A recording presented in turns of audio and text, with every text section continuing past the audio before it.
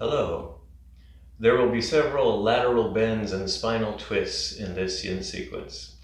The sequence includes and starts with Sphinx, a back bend, and then both sides of hand to big toe pose with a twist and a strap. Might be a very handy thing for that. And then both sides of half butterfly pose with a lateral bend, and you might need props for support in that one. I would suggest if you have a yoga block, have that handy. And then both sides of a prone twist. Again, if you have a yoga bolster or something similar to a yoga bolster, that might make that posture more comfortable. The sequence ends with the forward bend caterpillar pose. The theme for class will be another cosmological one. It will be talking about the central areas of large and even small galaxies in the universe that often contain a supermassive black hole.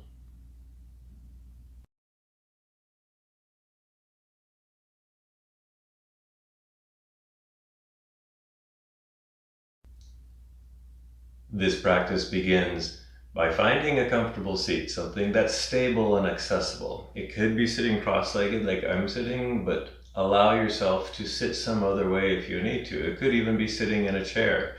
It could be sitting up on a prop, legs out, or maybe sitting back on your heels. Today I'm sitting up on a prop. I'm sitting up on a block here. And then take some time to give yourself permission to practice, to notice your own being, notice your breath here. Notice the inhales and notice the exhales. Can allow your mind to just soften a bit because you're in practice now. Welcome yourself onto the mat. Maybe there's other things you need to notice, and allow yourself to notice this. Continue to notice the breath because that's happening inside of you real time here. And the breath exercise I'd like to start off with is, just want to call this belly breathing. So our main muscle that regulates the breath is the diaphragm. It's this big muscle that runs all the way around, kind of creates a diaphragmatic shape on the bottom of the rib cage, and then it moves up and down to move the breath. We can feel that. We can feel the effects of that by placing our hands gently on our belly so that we can actually feel the belly expand. So as the diaphragm moves down, it kind of pushes the belly out, and we can feel that. And then as the diaphragm moves up on an exhale, we can feel the diaphragm releasing, and therefore the belly sort of softening and releasing. And maybe we actually have to use, it's too subtle to feel without your hands. I invite you to take your hands, gently place them somehow on your belly, and just this helps to bring some awareness to kind of the physical focus of this sequence. And it's to create attention and focus in this waist area, the lower torso, basically. So the focus will be this entire central region of the body, from bottom of the rib cage to the bottom of the hips, the tailbone and the sits bones. And so we'll be working on some core activity. This is often in the West known as the core. You can think of it as the waist, or the middle, or the abdomen. All sorts of very critical and central things going on in this area of the body. We have our spine running through there. We have all kinds of critical organs here. We have stabilizing muscles that need to be able to stabilize things. They need to be strong enough to connect the outer parts of the body, and they need to be flexible enough so that we can actually move in this central region here of the body. So the extremities can actually do something useful because they have a stable core to back them up. We're feeling that right now. Maybe it doesn't feel so stable. Maybe we're sitting here and it's like, well, I don't know, it's maybe more soft and squishy than stable. And it's like, there's stability there. You might have to look hard and feel. But it's there. We're feeling it now. If you're feeling the in and out motion, you're feeling that very stable core muscle, which is the diaphragm. We maybe don't think of the diaphragm of the core muscle, but it creates the top of this critical central region. So a couple more breaths here. And if your eyes are closed, you can go ahead and open your eyes, and we'll move into a twist here. So maybe on a nice big inhale, grow your spine nice and long and neutral. Maybe raise your arms up overhead. And then as you exhale, begin to twist over to the right side. Left hand can kind of, both arms lower and both hands can just rest either on the floor or maybe a body part like a knee or a thigh if you're sitting cross-legged like I am. Take a couple breaths here. On the inhale, grow up tall. On the exhale, twist a little bit deeper and see where you feel the twist. What's your stopping points here? Are they in the spine? Are they in the outer part of the torso? Are they kind of deep in the abdomen or deep in the shoulders or neck somewhere? Maybe a lot of different places is the answer to that question. Bring yourself back to center, and then other side here. Maybe lift your arms up just to grow your spine long again. It makes it easier to twist when your spine is neutral. And then go ahead and twist here to the other side. Same thing. Notice where you're feeling, and notice the places in your middle, in your waist, and in your hips that you might be feeling this twist here. One more breath here. And then bring yourself back to center. We have a little bit of like yang-like warm-up, almost, if you want to call it core work, you can here. So we'll do some lateral bends while we're here. So stay seated, and then inhale, sweep your arms up overhead again, lengthen your torso, and then we'll laterally bend over to the right side. So bring the right hand down to the ground, lift up and over with the left arm so that you can really grow long here. And again, we're trying to cultivate some attention into the left side body here, particularly in the waist. See where you feel this. And again, maybe you feel it mainly up here, or maybe down in a leg. And the important part is to just notice all the places where you feel this. Bring yourself back up and come to the other side. Up and over now to the left. Again, the left hand can be on the ground for it to help stabilize you so that you can stretch out through the right arm. And just go as far as you go here. And then we'll cycle for about 3 more cycles. So come up and then go over to the right side. Stretch out through the left side, bring yourself back up, over to the left. And again, if you're kind of a vinyasa type person and you really want a breath cadence with this, then bring a breath case. Maybe you exhale when you go over to the right, and then bring yourself up on an inhale, exhale. You laterally side bend over to the left.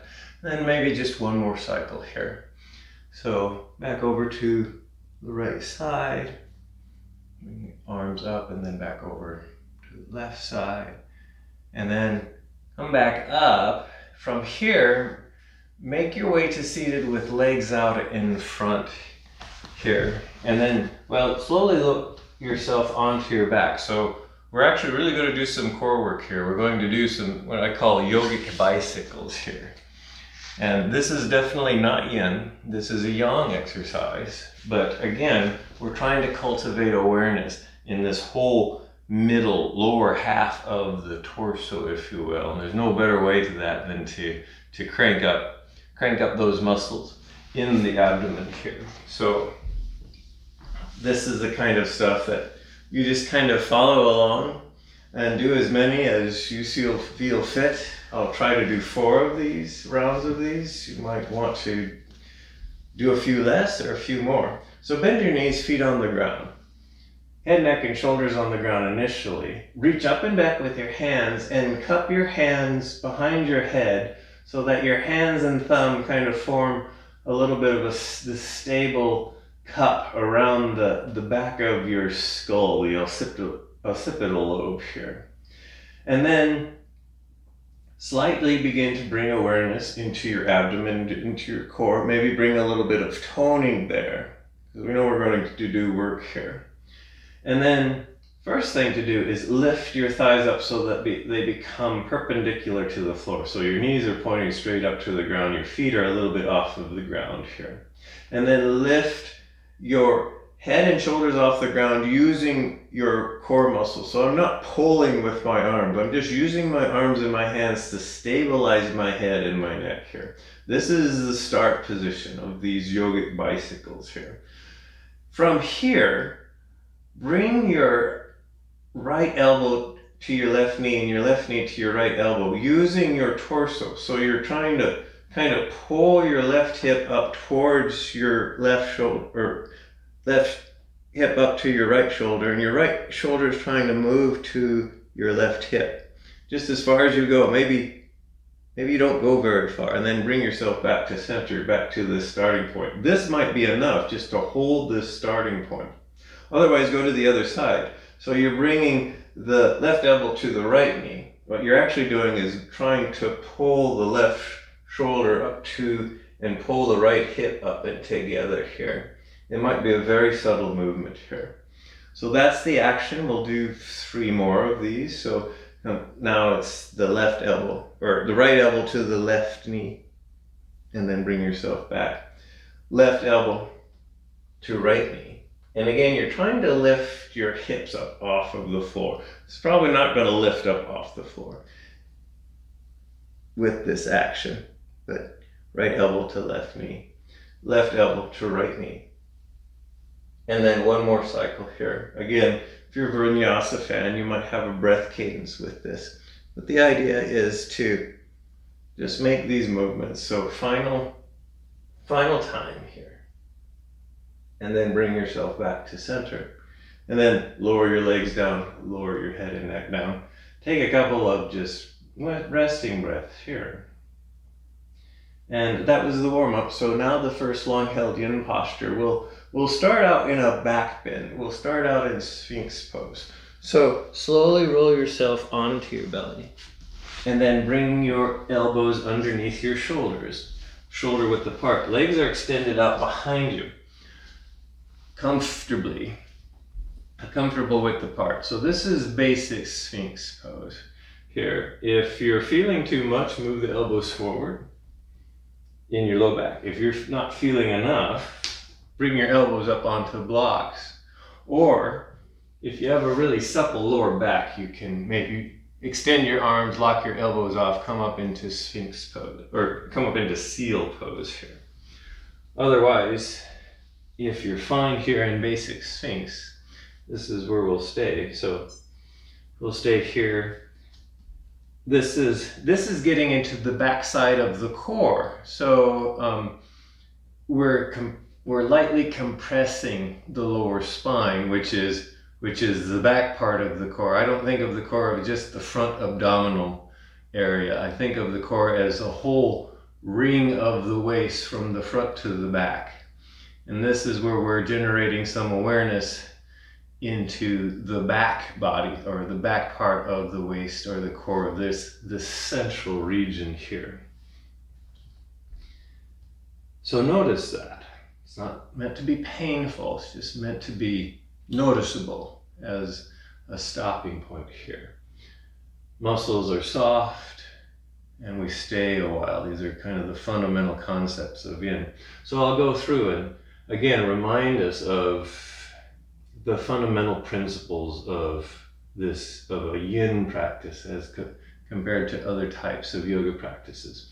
The first principle is find your edge. Is the simplest way to put it, where all those words are important. Find, you might have to explore different modifications and using or not using different props. That's the find part. Your edge. All of us have different bodies, different ranges of motion, and we need to find our specific shape that fits our body. And then the edge is that place where you truly are at a stopping point, but not an injury point, not a pain point. And that's something that's kind of hard to discern without a little bit of practice. That's kind of what we're all doing, is like, what really is my edge? It might take some experience. We might have to practice a while to really understand what the real edge was. If we go too deep, we injure ourselves. That wasn't our edge. If we don't go deep enough, we're not feeling anything, and we're wondering if we're actually doing anything at all. We can't create focus in the area. The focus here is meant to feel that light compression in the spine in the low back here. So about 6 more long, slow, gentle breaths here in Sphinx. Again, your head can be up. It's a little bit yang for the neck. Your head can hang here in Sphinx, or you can put a prop like a block underneath your head here just as a reminder. Once you've found your edge, then the next thing is to settle into what's called stillness. And that's a place of patience to stay a while. It doesn't mean you don't move. You're not frozen in place. In fact, frozen would imply muscle engagement. We're not trying to engage muscle, we're trying to soften it in yin, which means you might actually ooze deeper into the posture. You might have to adjust where things are at to find a better edge. And so there's probably movement. You're just not jumping in and out of the posture. You're committed. This is the discipline of yin, as you're committing yourself to try to stay for a few minutes. And then that's the last part, is you do actually stay for a while to let the time element seep into the deeper tissues, the joint capsules, and the connective tissue system. So one more breath here. And then slowly begin to bring yourself out of Sphinx. You can start by just lowering yourself all the way to the ground. You can make a pillow with stacked hands and rest your head on the stacked hands to give your spine time to reverberate here. You can come up and do little wiggles and motions to work out the kinks. I'm going to recommend wide-legged child's pose. So you can come up onto all fours, and then hips back towards your heels. Bring your knees out wide, maybe mat width or so. Hips go until they stop. Lower your torso forward, arms extended forward. You can stay here and just soften here in child's pose, or I'll recommend a lateral bend here. This is still just kind of counter pose, countering the Sphinx pose. So maybe start laterally moving your torso and your extended arms over to the right. So again, this is a lateral bend. So we're bringing awareness to the lengthening of the left side, and maybe pay attention to any kind of light sensation that you might be feeling in the lower left side. It might be more subtle than maybe dramatic feelings that you're feeling up in the shoulders, but this is again just bringing some attention and focus to that middle area of the body. Often yoga practices, it doesn't really matter what pose or exercise you're doing. It just matters on where your mind is focusing on, what region of the body here. And then bring yourself back to center. Go to the other side if you want to. Again, you don't have to do these lateral bends. These are just part of the counter pose counter maneuvers after Sphinx pose. Maybe one more breath on the left side. Right arm is lengthening here. And then bring yourself back to center. Bring yourself up. And then we're moving into the next yin posture, which I call hand to big toe with a twist. It's part of this group of yoga exercises that, well, the Sanskrit is Suptapada Gustasana, but which kind of means reclined hand to big toe pose. So you make your way onto your back, and this is where a strap might be handy to have. So have a strap handy. Lie on your back with your legs extended out in front. And then bend your right knee, maybe bring it in and give it a nice hug. And then take your strap or your strap-like prop, wrap it around the right foot. Extend the right leg forward until it's straight. Hold the strap with both hands initially, and then start raising that right foot up until you feel a stopping point. Maybe probably some kind of sensation running through the back side of the leg here. And then when you found that stopping point, we're going to lower the right leg over to the left, so across the body, to create a spinal twist in the torso. So place the strap, grab the strap with the left hand, because the right hand is kind of going to come out as an outrigger like this, and then slowly begin to lower the right leg over to the left side as far as it goes. It may reach to the ground, it might not, and if it doesn't, and it's feeling very unstable, you place a prop underneath the leg so that it has something to root in. I took a block here.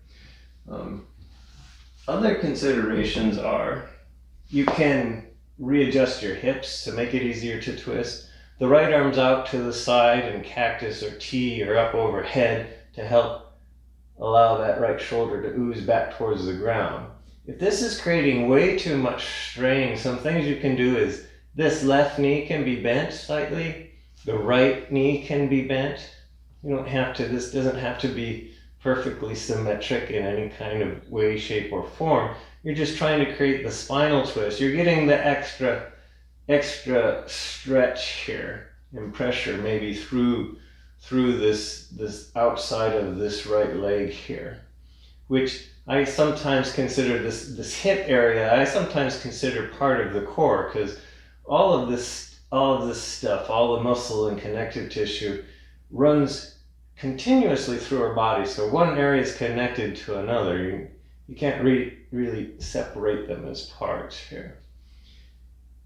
And so we'll stay here for a couple more minutes. And again, this is meant to be a twist, so even though there might be intense sensations running through the leg, maybe notice the subtle sensations that's running through this middle section. Or maybe not so subtle. So we're massaging, we're kind of twisting this middle area. So what happens is we're massaging organs, we're lightly stretching the very core muscles that create stability, but they also need to be mobile. And so it's nice to sometimes stretch them out here a little bit. And this brings me to, so it's a very important region. It's this middle region.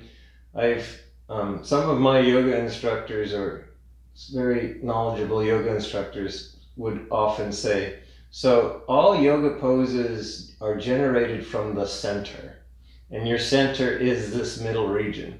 You end up with arms and legs and head and neck in some sort of configuration, but it all starts in the middle. It all starts in the waist, and then it all kind of radiates outward into our extremities, which means this is all yoga postures begin in this middle section. This is where I came up with the cosmological theme here, because if you look out into the universe and you look at galaxies, a lot of the features and the characteristics of the galaxies are determined by what's going on in the middle of the galaxy. So same analogy as human beings. If you look at the anatomy of a galaxy, a lot of critical things going on in the middle of a galaxy. Different kinds of galaxies. Galaxies look differently from the middle and from the outside, just like humans do. And they all have common critical components here. So about 1 more minute here, if this is okay. We've been here 2 minutes, maybe 2 minutes is enough, and you can come out and just rebound for a while. Otherwise, I'll stay here for another minute. Galaxies, there's different kinds of galaxies. We live in a spiral galaxy, the Milky Way galaxy, beautiful, majestic spiral galaxy.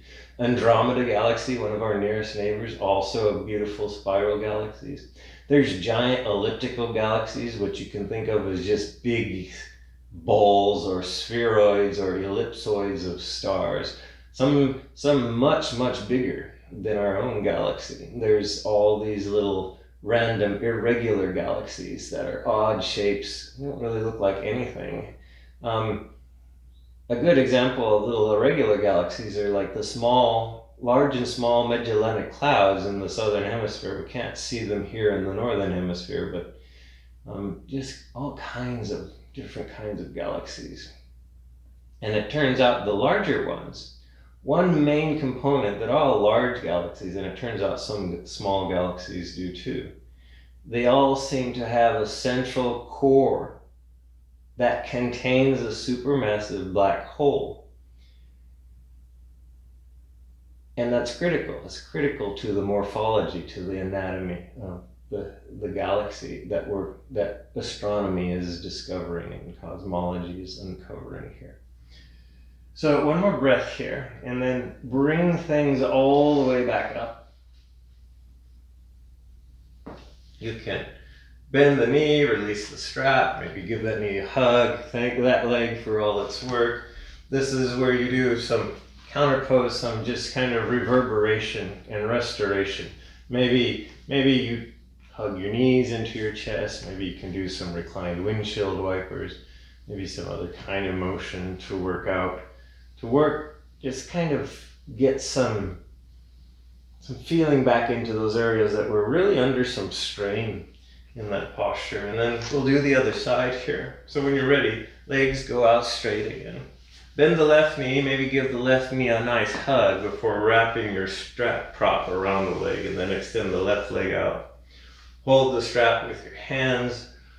Bring the left leg up. Make sure your head, neck, and shoulders are comfortable here. And then we're going to lower the left leg over to the right. So strap in the right hand. I should mention, if you're really flexible, you probably don't need the strap. You can grab the big toe here with your hands and then slowly lower this with control. And you'll have to engage your core muscles to do that until things either stop or maybe that leg lands on the floor. Left shoulder is oozing back towards the floor. Left arm is out wide here. Left arm can be overhead. You can play around with that arm position, but it helps helps lower that left shoulder so that you are in a spinal twist. Again, you can also adjust your hips if you need to make this a more accessible twist. And then for a moment, come back to your breath. See if you can notice subtle sensations or not so subtle sensations in your midsection. Again, in this abdominal section, maybe in the upper hips, in the lower rib cage here, where can you feel the twisting sensation? Or maybe you feel it primarily in your spine. This is an investigation. And then head can be nice and neutral. You can turn your head away from your leg to get a complete spinal twist. But since we are kind of focusing on this mid area, maybe you can just continue to focus on that, and don't worry about if your neck gets a deep twist stretch today or during this practice. It's kind of up to you here. So a couple more minutes on this side. Again, check in with your breath.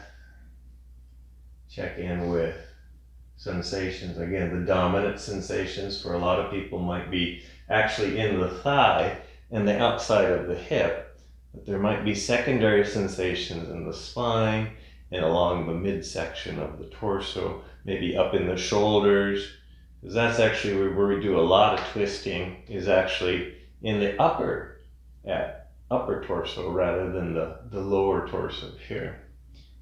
And so just notice.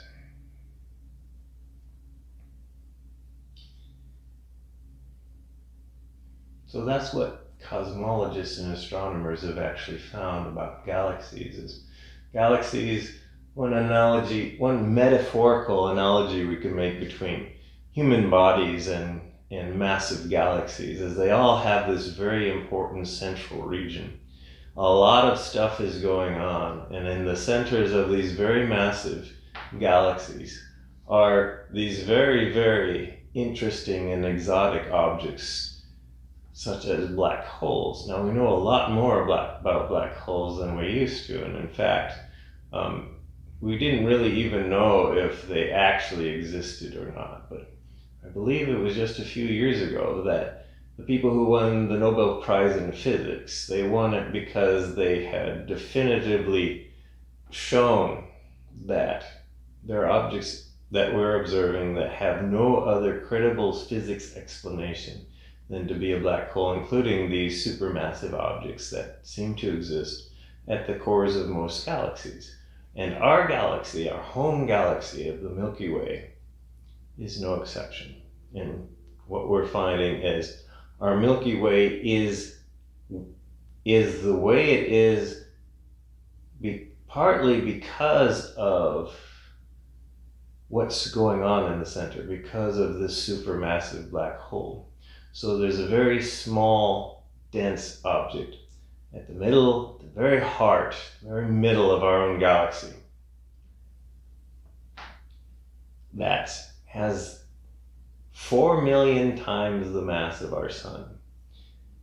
And it has been observed. It's hard to see, you can't see it in the visible, can't see a black hole in the visible, but we can see stars and gas flowing around this very tiny, very dense object. And it seems to have a very huge effect on what's happening throughout the entire galaxy, all the way out through the elegant spiral arms in the Milky Way here.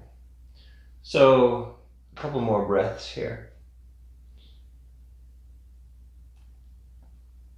And then, when you're ready, slowly begin to bring that left leg up, and then bend the left knee. Maybe give the left knee a hug. We're done with the strap. If you needed the strap, so we can put the strap off to the side, you can do a little bit of reverberation here, this counter pose time. In fact, I should mention that even though I talk about the 3 principles of yin yoga, there's maybe a 4th principle, and the 4th principle is allow yourself to rebound after a long-held yin posture. In fact, a lot of yin instructors say there's actually 4 principles. This rebound part is actually important. A good counter pose activity might be windshield wipers, so slowly bring yourself up to seated. Legs out in front, bend your knees, feet on the floor wide apart, and then slowly just windshield wiper your knees a few times to continue to kind of work out the kinks that might have developed in that spinal twist. And then we'll get set up for the next yin posture is half butterfly with a lateral bend. So we're going from twists now to a posture that's a hip opener, but also will include a lateral bend here.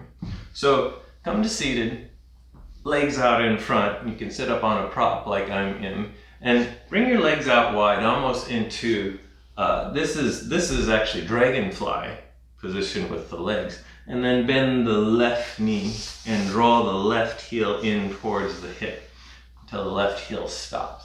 So right leg is extended out to the side. It's extended, it doesn't have to be straight. There can be a bend here. And then maybe this is really intense in the hips and you just like the hip opener, so you can just stay here. But I'm going to suggest adding a lateral bend here, and it might be handy to have a prop. Show you what the prop might be useful here. So grow your spine nice and neutral, shoulders up and back. Twist and turn slightly towards the bent left knee. Oh, by the way, if this thing is if the knee is up off the ground and that's feeling unstable, please place something stable underneath it so it can stabilize here, or bring this heel out more. And then just laterally bend your torso over the right leg here. So right arm kind of extends, droops over the right leg. Left arm, you can do interesting things with the left arm. It can go overhead. I always like to put it behind my torso. And particularly in this practice, if you can lateral bend and slightly droop forward here. Because what I find is if you really soften the muscles, it actually creates a gentle stretch into some of these deeper interior abdominal muscles, the quadratus lumboris and the transverse abdominal muscles here. At least I can feel a gentle, it's not great, I feel more pressure in other areas of my body, but I get a gentle pressure here. And so this doesn't have to be a dramatic pose. You go until you stop. Now the prop is to prop your head up. If your head and your neck are feeling, and your shoulder are feeling too much strain, use the block to put your elbow on and use your forearm to rest your head on. And of course what you can do is you can adjust the block depending on how far you went over. And for a lot of us, maybe we don't go very far, so the block can be on its highest height. And then this is where you stay. And if you're not feeling anything in the lateral side bend, after a while, this is where the muscles really soften in my core, and after a minute or two, I tend to sink down a little bit farther here.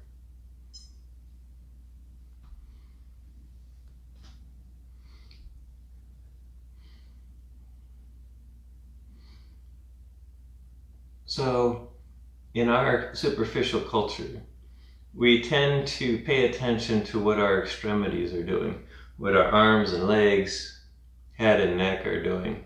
But they're all managed and controlled by this central area of the body. Our extremities couldn't do much if we didn't have some kind of stability, strength, and mobility in this central region, which we all do here. And it's the same with galaxies. So maybe if we looked at a graceful spiral galaxies, we get blown away by the beautiful spiral arms and the disc structure. All the while, all of that stuff is influenced and managed and somewhat controlled by the central area of that galaxy, which contains oftentimes this very massive black hole, which astronomers often call a gravitational engine. Just this big hunk of gravity that's helping to influence and pull all the other materials, the extremities, around the center. Our Milky Way galaxy, which is actually a big, massive galaxy, has its central black hole is 400 million solar masses. It's huge, and yet it's one of the smaller black holes. Our galaxy itself is rather large, but the black hole is actually kind of a medium-sized black hole. So I kind of look to our neighbor. So our closest neighbor that kind of resembles our home galaxy is Andromeda Galaxy. It's another graceful, beautiful spiral galaxy with a massive black hole at its very core here. We have about another minute on this side. Maybe take some time to notice if you need to readjust your edge here on this side, or maybe it's time to come out here. Andromeda Galaxy is our closest neighbor. It's about the same physical size as the Milky Way. It's a little bit bigger in volume. It has about twice as many stars. So our Milky Way has about 400 billion stars, and Andromeda Galaxy has about 1 trillion stars. But our galaxy has more dispersed matter. And so it's actually heavier. It's actually more massive than Andromeda, but not their black holes at their cores. So Andromeda's supermassive central black hole is actually 100 solar masses. So it's about 25 times larger than the black hole at the center of the Milky Way. Much, much larger. Even though the galaxy itself is sort of the same shape, the same size as the Milky Way here. So just one more breath on this side. Time to come up out of the lateral bend. I suggest using your right arm to do some pushing, to slowly and gently push your torso back up, because your torso has been bent over for so long. When you get back up, maybe you want to bring your legs out of half butterfly for a moment. You can point and flex your feet and wiggle your legs around. Maybe you need to do some gentle twists or maybe a gentle back bend before we move on to the other side. We'll do the other side here. So when you're ready, legs come back out wide again. And then now it's the right knee that bends. Bring the right heel in towards your hip until it stops. So it doesn't have to make it all the way into your hip. It just goes until it stops for you. And again, this knee can be propped if it needs to be propped with something here. This leg is extended out to the side. Again, it's extended. If it can be straight, it can be straight, but it can be bent. The knee can be bent. You can even put a prop underneath that knee. And then the block is here for when I want to rest my elbow on the block. So grow up tall again. Turn to face the right knee and then laterally bend over the left leg here. Just however far you go. And this might feel like you didn't go as far over on this side. That's just an optical illusion here. And then decide what you want to do with this right arm. It comes up overhead. That gets tedious after a while, so maybe just rest it behind your torso or just rest it on the thigh here. And you can let everything just hang like I'm doing right now if it feels okay here. Or you can use a prop to rest your head and your neck, because the emphasis isn't so much on the head and the neck as it is the lateral bend in the torso here. But if you like the stretch you're getting in the head and the neck, then you can go ahead and just let things hang here. And then we'll hang out here for another few minutes here.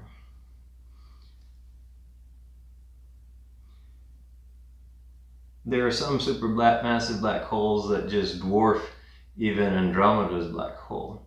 So in recent news, there's one of the largest galaxies in our local area of the universe is a galaxy known as M87. Now M87 is not a spiral galaxy. It's what's known as an elliptical galaxy. So you can think of elliptical galaxy as just a super gigantic ball of stars. It might not be perfectly spherical. It might be kind of elongated and ellipsoidal, and that's what M87 is. And M87 has much more mass, many more stars. It's just general the local gigantic galaxy. So even though the Milky Way and Andromeda are fairly large galaxies in their own right, they're pretty small compared to M87. And M87 at its core too has a supermassive black hole. Its supermassive black hole is even huge compared to Andromeda standards. Its black hole is about 6 billion solar masses. By the way, if you want to know what a solar mass is, it's how much mass or how much weight is in our own sun. So 6 billion times the weight of our own home star in that galaxy. It's so massive and so big that we actually, for the first time ever in human history, just a few years ago, took a picture of the shadow that it makes. Because of course, one of the characteristics of black holes is they're so dense, their gravity is so strong that when matter or energy gets close enough to it, it cannot escape it. And what we've photographed, what humans have photographed, is the actual shadow that the supermassive black hole makes when it pulls light back into it. And so instead of seeing the energetic light material around the black hole, we actually see this silhouette of the central black hole. We've actually imaged it directly with radio telescopes, in millimeter light. You can't actually see these black holes in visible light because there's too much material in front of them. They're in an area that's very complicated, just like the central areas of our bodies here. And so they can't be seen except at longer wavelengths, at radio wavelengths, at millimeter wavelengths, and we're using many radio telescopes far apart to synthesize a giant telescope that's basically the size of the Earth to do this. It's a technological high wire act, but But we're at this age where we can do these things. We humans. Maybe as a human being, notice the subtle sensations in your central region. One last time, because we're ready to come out of this. So when you're ready, put the left arm down and bring yourself back up. Wring yourself out here gently. Maybe legs come out of half butterfly. Maybe you're noticing the rebound of that gentle hip opener. Or maybe you're noticing the rebound in the torso here. And then from here, we're now getting set up for a prone twist. So another set of twists on both sides, but instead of lying back on our backs to get into the twist, we're going to be lying forward. And this is where I really recommend a bolster or a bolster-like object, although you can do these twists without a bolster too. But if you have a bolster, I will set this twist up with the bolster. So what you want to do is, if you are using a bolster, you want to sit with the outside of your right hip and the narrow end of the bolster up against the right side of the hip. So the long end of the bolster is kind of pointing perpendicular to your legs, or 90 degrees to your legs. And then bend both of your knees, sweep your shins back. From here, go up through your torso, and then turn and have your upper body, your upper torso face the bolster. So you're creating a twist here. And then slowly lower yourself down to lower your torso onto the bolster. So you know that you've created a twist in your spine and in your torso. Notice the sensations you're generating in your torso, where they're at, what they feel like here. And then when your head and your neck reach the bolster, this is where I'm going to suggest, if it's possible without pain, maybe turn your head and neck away from the bolster to get a twist in the neck. But if that's creating too much desperate pressure in the neck, then just keep your head and neck the same direction here. Arms are out far enough so that your torso is actually being supported by the floor or by your prop, by the bolster. So if you have to move your arms out, do that here. And then your arms are supported by the floor. And then this is the twist, so this is where we stay.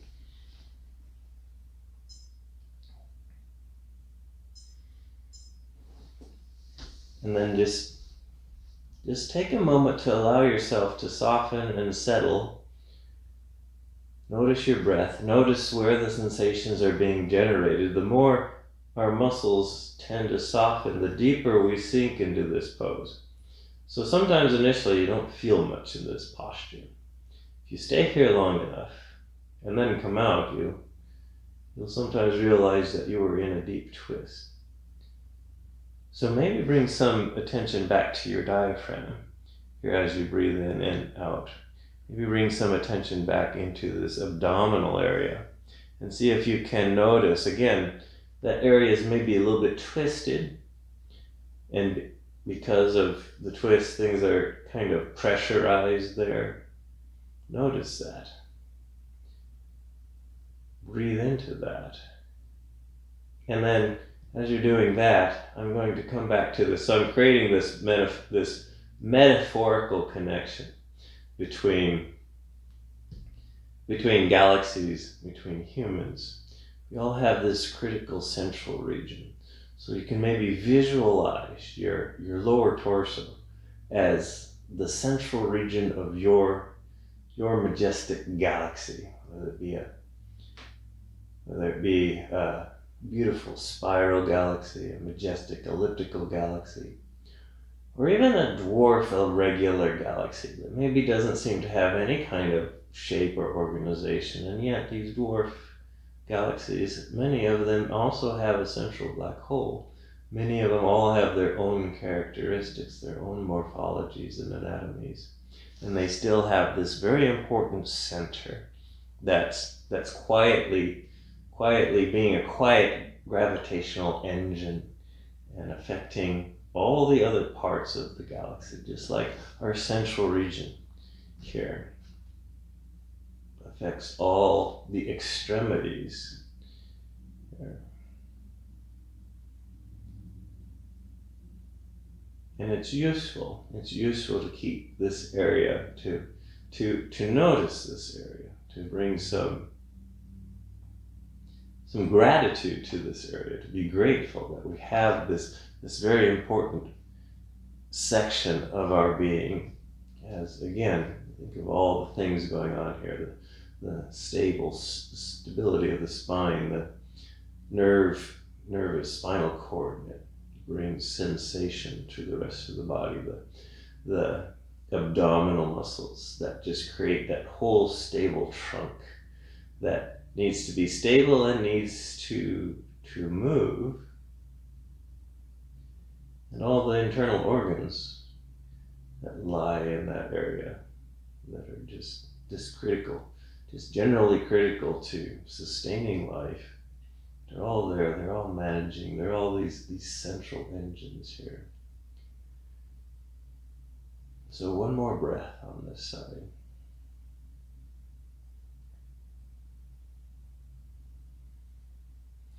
When you're ready, you can slowly bring yourself out. I'm going to suggest using your hands and your arms to push down into the floor, to slowly bring yourself out. And then spend a moment here to just notice, unwind, unrebound here. And then we'll move into the other side of the twist. So you can rearrange your bolster if you're using a bolster. You can rearrange your legs here. So coming to sit with the other side of the hip next to the bolster if you're using the bolster, and then you sweep your shins back with your knees pointed roughly 90 degrees to the bolster here. It doesn't have to be perfectly here. Grow up tall through your torso, turn and face the bolster with your upper body, and then use the muscles in your hands and your arms to lower gently and slowly with control your torso onto the bolster. And then decide which way you want your neck to turn. And by the way, you can always change the orientation of your head if it gets too intense on one side. You don't have to hold your neck in place for the entire time. Head can move around however often you need to move it around. Arms are adjusted. And then feel the support of the floor. Feel the support of the bolster if you're using the bolster here. Once you've felt that, check in with your breath. And then do a little bit of a body scan. Notice where you're feeling stopping points, where you're feeling pressure, traction, compression, tension. Once you have taken stock of all of that, maybe focus your attention on your lower torso, lower half of your torso. So again, from your lower ribs down to your hips, and just notice the little sensations, the little pressures there. And then you have your diaphragm. Your diaphragm always this constant engine of breath, kind of moving down in on the inhales, releasing on the exhales. And this is literally an organ massage, wherein you're in a twist and you're kind of gently squeezing the organs in a certain fashion. This turns out to be pretty healthy for the organs, and that's maybe one of the vague benefits of a yoga practice is you're simply moving your body around in different shapes, in different orientations to gravity, and that creates an effect of squeezing and releasing different parts of your body. They might be organs, they might be muscles. In yin, we're actually trying to squeeze and release the connective tissue system. which include bones and joint capsules, besides just the more well-known ligaments and fascial systems that run through the body. Again, we're using gravity. We're using gravity to make these shapes. And gravity is also central to the structure of the universe, to the galaxies, of which we live in one. As I mentioned earlier, what astronomers and cosmologists have discovered is these very curious and exotic objects, supermassive black holes, that lives at the center of our own galaxy, seems to be a very common characteristics of pretty much all big galaxies. And in recent studies, I think they're discovering there's actually supermassive black holes even in smaller, irregular galaxies, the ones that we thought were too small to have these big objects in them, and yet they do too.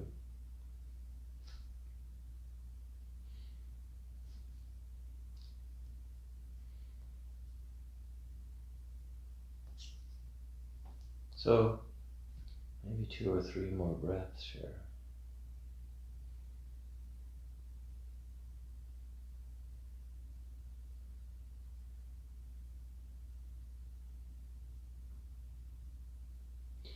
When you're feeling ready, again, use your hands and arms to slowly bring yourself up and out of the twist. Slowly unwind, kind of give yourself time to reverberate and reorient yourself here. The next yin posture is sort of a neutralizing posture to all the twisting and lateral bends we've been doing. So end with the last yin posture of caterpillar pose, which is a forward bend. So for caterpillar pose, you'll just sit, legs extended out front, and then fold forward. Maybe start hinging from your hips, and then release and relax the rest of your torso to let it round over your legs. Legs are extended, but the knees can be bent. In fact, if they need to be bent a lot, you can always put some kind of prop underneath the knees here. And you just go until you stop. If you don't go very far, and that feels unstable, you can always put props underneath your torso to support your torso here.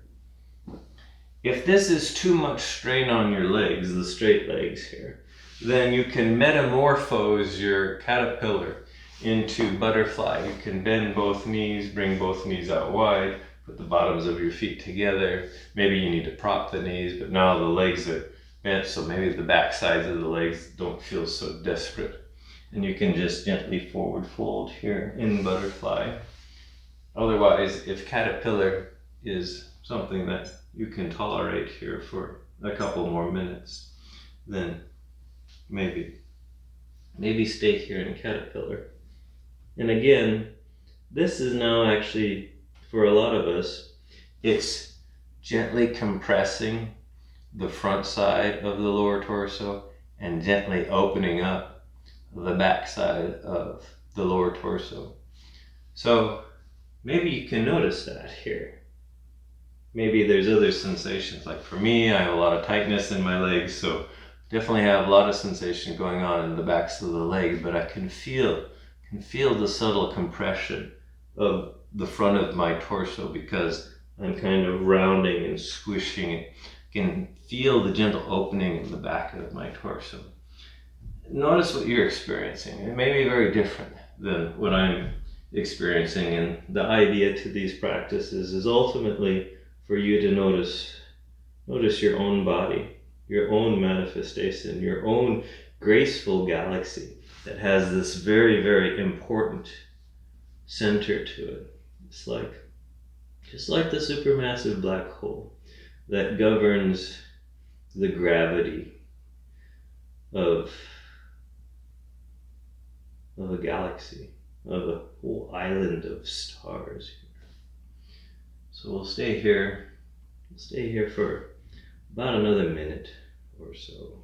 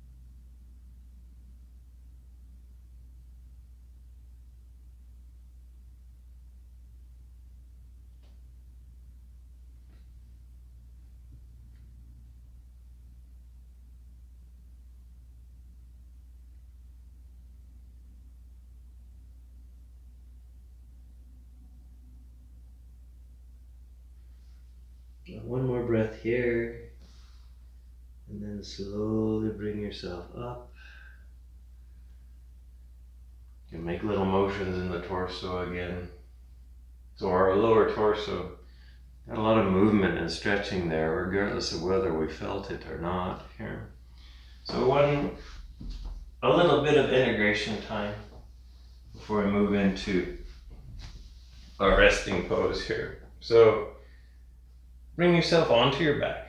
Bend your knees, feet are on the floor. At some point, draw your knees in towards your torso.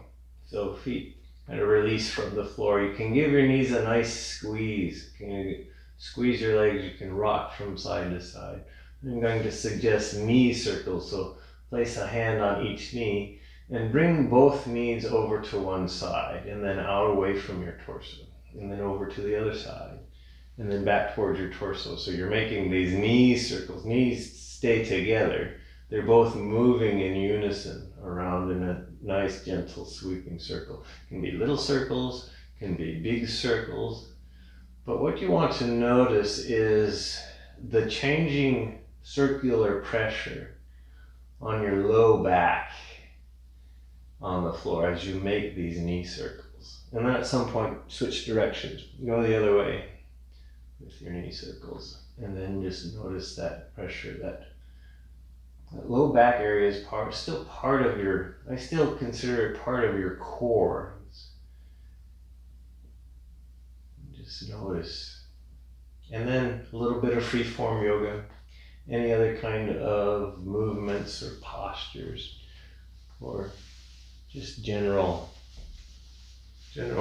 things that you'd like to do to work out any imbalances. And then move yourself into a resting position, something stable, something safe, something secure, maybe something warm if you're feeling chilly. Get blankets or clothing, maybe something a little bit softer. You can always put pillows, get a pillow, or maybe a soft bolster underneath knees. You can choose what kind of position you take. It can be legs up the wall, it can be seated in a seated meditation position here. I'm just going to do kind of a traditional Shavasana pose where I'm just lying on the floor, legs and arms comfortably extended, far enough away from the torso so that they can kind of just relax and flop open here. Head and neck are neutral and comfortable. We're starting to release the tension in the face, in the jaw, the muscles around the eye sockets, the temples and the forehead. Release tension in the upper body, maybe in the shoulders and in the arms here. Relax each shoulder, your left shoulder, your left arm, your left palm, your left fingers, and the right shoulder, right arm, right palm, and right fingers here. Relax through the torso, maybe even visualize things softening in the abdominal, the waist, the core area here. Down through the hips and the thighs, down through the rest of the legs, down into the feet, the ankles, toes. Notice gravity. You notice gravity by just noting what parts of your being is in contact with the floor. So the parts of your feet, parts of your legs, your hips, back of your torso, your arms, the back of your head. Continue to soften here and release. This is the final letting go of your focus and your efforts. Maybe come back to the metaphor that I was attempting to describe during practice. This metaphor that your being is a galaxy. It's just this, it can be whatever kind of galaxy that you think you might be, and that there are important components in this galaxy. Stars, gas and nebula, and very critical central region with very interesting objects. It might also include things like super dense, super manning engine management system like a supermassive black hole. And that know that you coexist with entities just like that. We live inside one. It's our home to be there.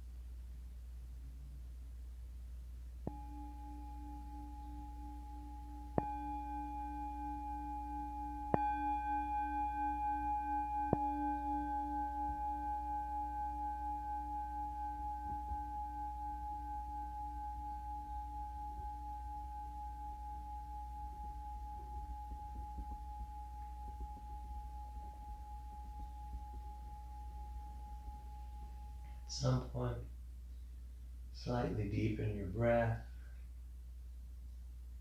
Make little motions with fingers, with toes. And then you make movements with hands and with feet.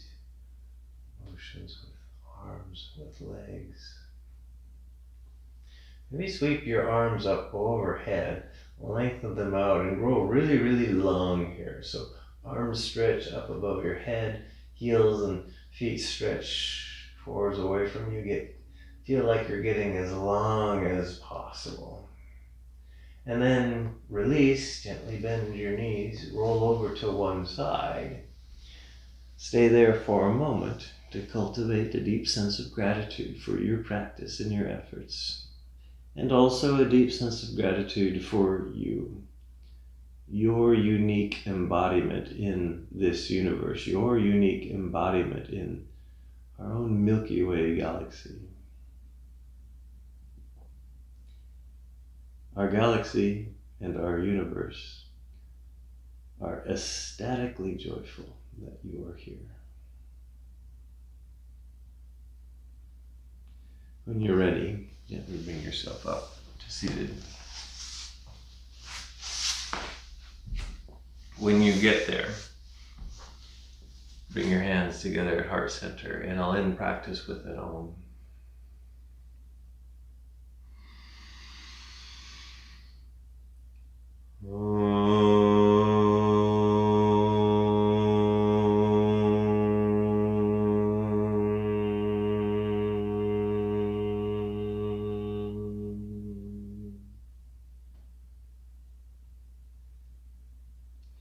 The inner light in me honors the inner light in you.